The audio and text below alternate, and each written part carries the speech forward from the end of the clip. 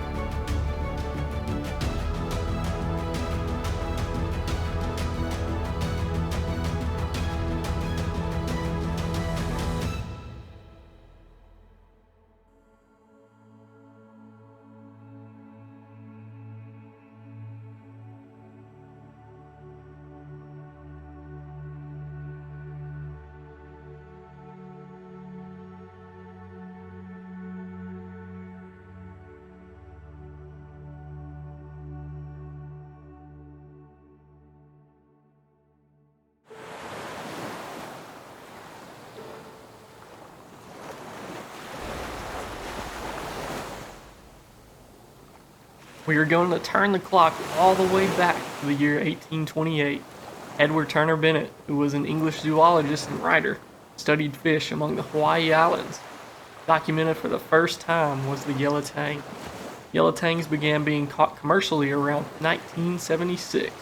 There's an estimated 8 million fish, not just yellow tangs, that were caught around Hawaii's islands for aquariums around the world between 1976 through 2018.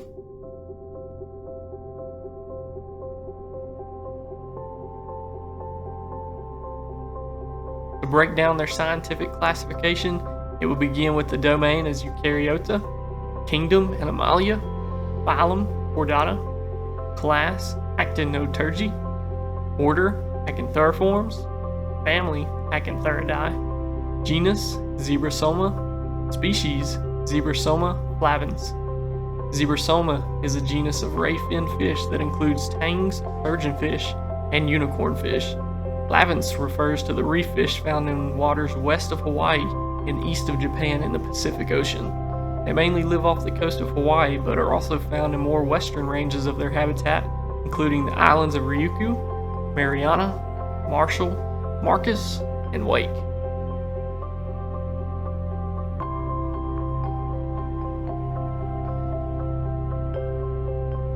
The yellow tang is a round-bodied tang with a bright yellow coloration covering its entire body. Its protruding snout can be seen picking at algae growing along the reefs. At night, you can see these colors fade, with the majority of the center body turning brown and a white line running horizontally across. This is sometimes seen as a way to camouflage themselves while they squeeze into a tight crevice of a rock. Yellow tangs can grow up to 8 inches by adulthood. Juveniles will typically range from 2 to 4 inches, and growing about an inch every year. Adult males tend to be larger than the females. Once hitting adulthood, if you look near the scalpels of the tail, mature males will actually have a patch of raised scalpels that give them the appearance of tiny white fuzzy spikes. Females will not have these. A sharp white spine on both sides of their tail can be used to fight or defend themselves. This can also be used as a way to anchor themselves to rocks while they sleep among a very strong current in the reef. The yellow tang also has the ability to secrete mucus from its skin, which will form a protective layer to keep away parasites and bacteria. It can also allow the tang to quickly swim through the water. Yellow tangs have spatulate teeth, and they can be used for a variety of purposes such as gripping, tearing, and scraping. The yellow tang has 5 dorsal spines and 3 anal spines that it uses to quickly zip and zag through the reef. The lifespan of a yellow tang can range anywhere from 8 to 30 years, and some being documented to live even longer.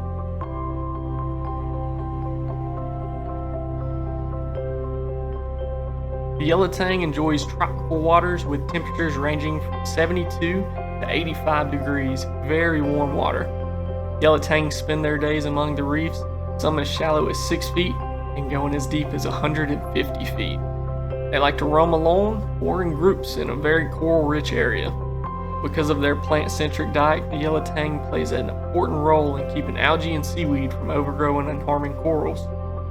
You can even catch them picking off of this algae from a sea turtle shell. They are the lawnmowers of the reef. Algae that grows on or near corals can cover them up from getting sunlight and can cause infections leading to the coral perishing. So it is a vital role of the yellow tangs to be in there and cleaning this algae up from the reef.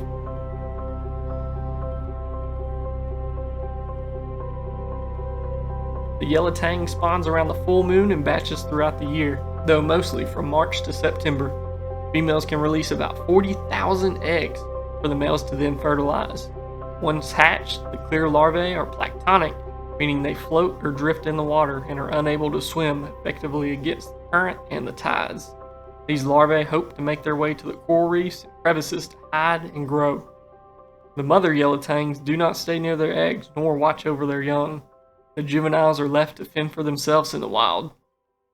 The larvae of the yellow tangs are microscopic, and they eat submicroscopic copepods and algae to grow. They'll drift in the current for up to 3 months before developing a tail and gaining the ability to swim.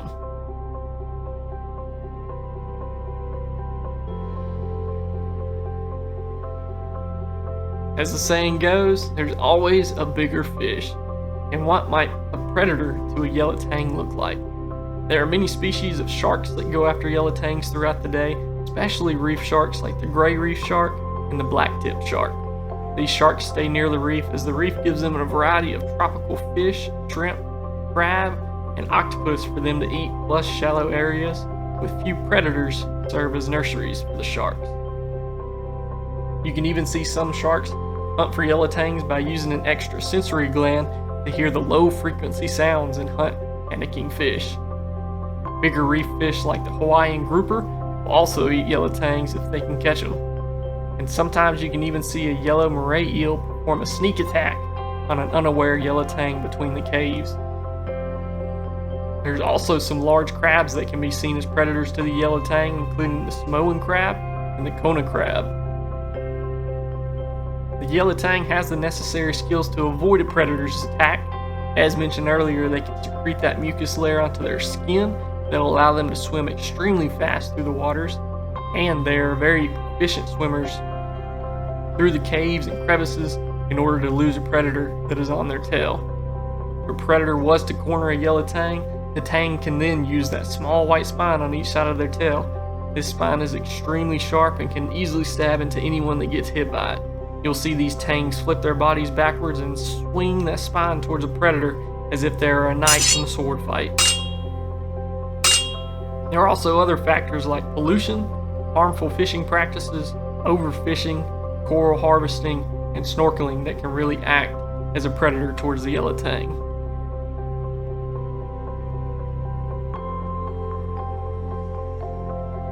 As we're talking about what eats a yellow tang, it's only right to now talk about what a yellow tang eats. Yellow tangs have many fish that they see as a predator, but what fish see yellow tangs as the predator? Yellow tangs are primarily herbivores and eat algae and seaweed from the reef. However, they can sometimes be considered omnivores as they'll also eat zooplankton. A yellow tang is going to scour the reef looking for overgrown patches of algae and seaweed to pick on throughout the day. You can see them pecking at rocks over and over again, and what they're essentially doing is grabbing a mouthful of that algae, trying to yank it off the rock in order to eat it. Eating this algae is essential to not only the reef, but also the tang as it keeps their health up, to prevent catching bacterial infections or diseases. It also helps that bright yellow color shine through.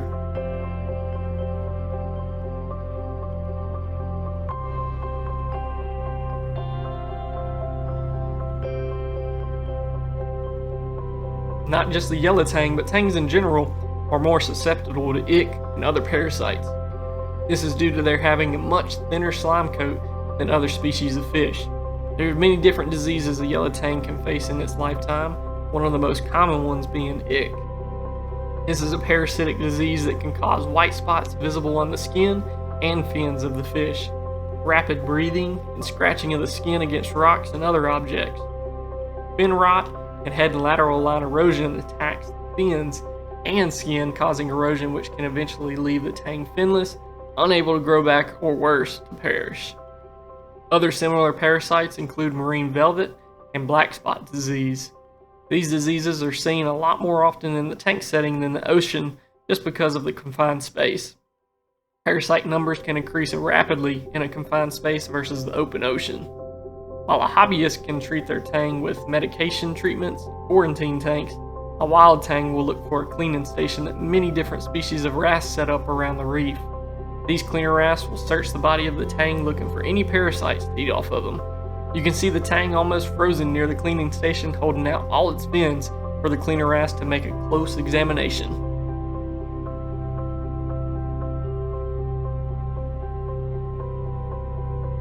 The current conservation status of a yellow tang is least concern.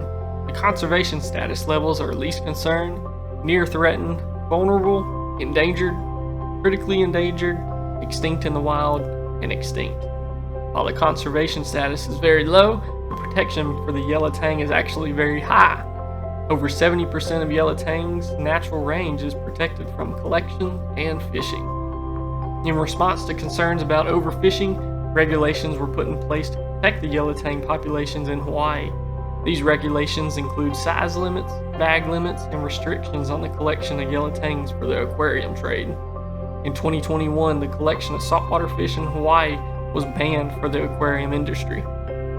This caused a surge in pricing of these fish that were available in store. It became the Bitcoin of the saltwater industry. You can find postings of saltwater tangs in the ranges of $10,000 or more. This included very popular fish, not just the yellow tang, but also flame angels, Achilles tangs, and potter's angels that came from Hawaii. After many legal sessions and court proceedings, the ban was lifted in 2023. Reef Builders states the argument for the ban is the environmental impact. The argument against the ban is that 30 years of scientific data has proved unequivocally that there is no environmental impact. None of the collective fish are on any threatened or endangered list. They are still there after 30 years of sustainable collection. And some experts opposing the latest call for a ban have told the state of Hawaii on record that there are more fish after 30 years of collection than there were before. As of this year, there are still no wild yellow tangs being sold or caught in the saltwater industry. With conservation comes the study of aquaculture. What is aquaculture? It's the practice of breeding, raising, and harvesting fish for commercial, recreational, and public purposes. Many local parks will receive fish that they stock in the open pond for everyone to come and fish at. Those fish are typically raised and farmed through aquaculture and released in the bodies of water. In the saltwater industry, we use aquaculture to raise fish, inverts, and corals so that we no longer have to harvest them from the wild. Clownfish are a very good example of successful aquaculturing. Wild clownfish are no longer caught and sold. Companies like Sea and Reef and Aura have farmed many different species of clownfish that are now sold in the saltwater industry. The Oceanic Institute of Hawaii was the first to successfully breed and rear yellow tangs in 2015. In today's time, you can see captive bred yellow tangs available often, which is a big win for sustainability and the saltwater hobbyists. Biota Aquariums is another one that is really pushing the boundaries of what it means to aquaculture fish in today's world, with their tagline, giving back to the ocean and taking nothing from it.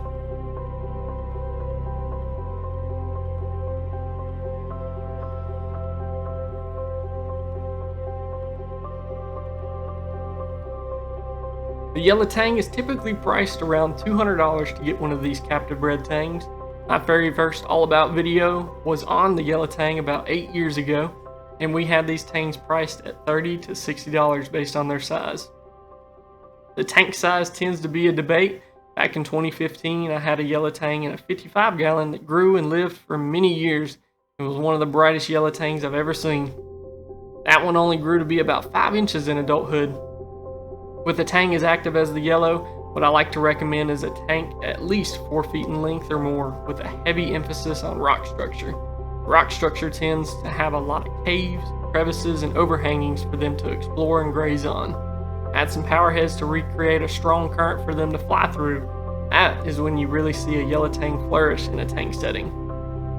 If you were to keep more than one tang together in a tank, I'd recommend a 120-gallon tank or larger, as they are very territorial over space.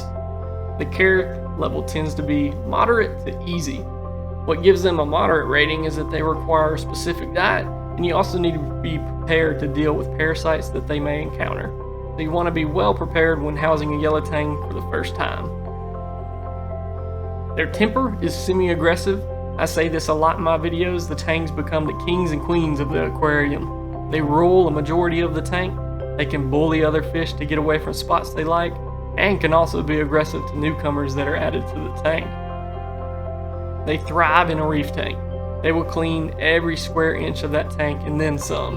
You can catch them pecking at the rocks and around the corals constantly throughout the day. The only issue you might encounter with your corals is if a coral is dying and algae has grown somewhere where it got hurt. The tang will eat that algae, which can cause more stress to the coral.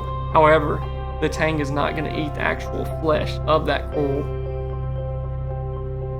The yellow tang enjoys warm water. I would keep it in a range of 72 to 82 degrees. Keep a heater in the tank so that it can regulate the temperature throughout the day.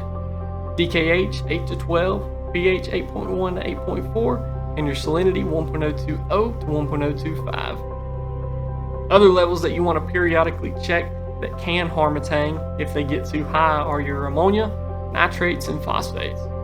The max size of a captive bred tang and the ones from the wild are the same. They can get to be about 8 inches by adulthood. Most juveniles that you buy will be about 2 to 3 inches in length, which make it very appealing to put a juvenile in a smaller tank, but they will outgrow it by adulthood. They grow relatively slow, a little more than an inch in a year in my experience with them. The diet of a yellow tang in the tank setting is usually that of an omnivore. They need that algae in their diet. It needs to be their primary source of food each day. You can get some hair algae growing in the tank before introducing a yellow tang. They will love it, especially one that is shy to eat from you at first. They'll have something natural in the tank to eat. You can also grow macroalgae like sea lettuce and red ojo that the tangs can feed on throughout the day. Dry seaweed is also sold that you can cut up and stick on a clip for the tang to pick at. That's definitely what you want to switch to once he actually eats all the natural stuff in the tank. While eating algae, you can also catch the yellow tang coming up to eat the same food you're feeding your other fish. Whether it's flakes, pellets, frozen cubes of mysis and brine shrimp, they will eat it all in the tank setting. The compatibility is very broad for the yellow tang. They live among the reefs, so you can expect them to be housed with other reef fish. They do the best with fish that are peaceful to semi-aggressive. This would include clownfish, gobies, wrasse, angelfish, anthias, damsels, hawkfish, foxfaces, the list goes on and on. What I would not do is put them in a tank that is too predatory with aggressive fish. Larger triggers, puffers, and groupers can really bully a tang. If you're wanting to add multiple tangs in a tank together, it's the best case scenario if you can add them to the tank at the same time. This allows them to start grabbing territory at the same time. What ends up happening if you add a tang now and then add another 6 months later, the first tang has already claimed a majority of the territory, and another tang coming in, you're most likely going to see aggression and fights with that scalpel on their tail. Tricks to get around this though would be to turn out your lights when adding a new fish. Also, changing the rock structure a bit can give the impression of unclaimed territory. Also, feeding them more that day. I always say a full belly fish is a less aggressive fish. Having a tang in the tank setting, you need to be prepared to deal with diseases and parasites that the yellow tang could eventually encounter. First, let's talk about prevention. One of the main reasons a tang will get a disease like ick is from bad water quality. That stresses a tang out and it's going to lower their immune system, making them more vulnerable to get caught with something. Keep up with your water changes, put new filter media in, and test your levels periodically.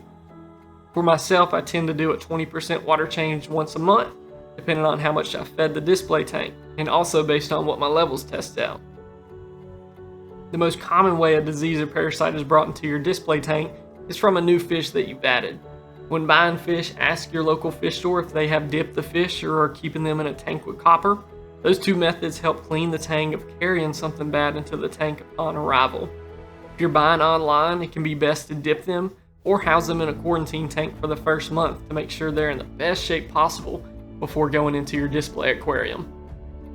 Now let's say you did everything right, but the tank still catches something in your tank. There are ways that you can help treat the tank. Most medications will affect inverts and corals, so a lot of times you have to catch the tank and place them in quarantine or dip them if you do not have a separate tank. Paragard was a really popular one we used in the shop, also had good results from others that used it. It helped with many issues for the tank, ick, bacterial infections, and other skin diseases. There's even some others that you can mix in their food like Metroplex and Canoplex. Do not forget about the scalpel-like spine near their tail fin when handling them. I've seen many tangs slash a bag open, get caught up in a net when too much stress was caused, or even worse, getting stabbed myself by that spine. Also, with a captive bred yellow tang and really any captive bred fish, they tend to adjust to the aquarium much faster. They're going to be hardier, they're going to eat quicker, and they're less likely to carry disease on them. The yellow tang stands as a vibrant symbol of the complex ecosystems of our oceans, particularly within the coral reefs of Hawaii. From its captivating bright yellow color and impressive swimming abilities to its vital role in maintaining reef health through algae control, this species embodies the delicate balance of marine life. Understanding its history, biology, habitat, and conservation status highlights the importance of preserving the ecosystem not only for the yellow tang, but for countless other marine life. As we continue to navigate the complexities of aquarium care and sustainable practices, it's crucial to advocate for responsible fishing regulations and the advancement of aquaculture. By prioritizing these efforts, we can ensure the yellow tang remains a thriving presence in our oceans and in our aquariums for generations to come. Thank you for joining us on this exploration of the yellow tang, a true king or queen of the reef.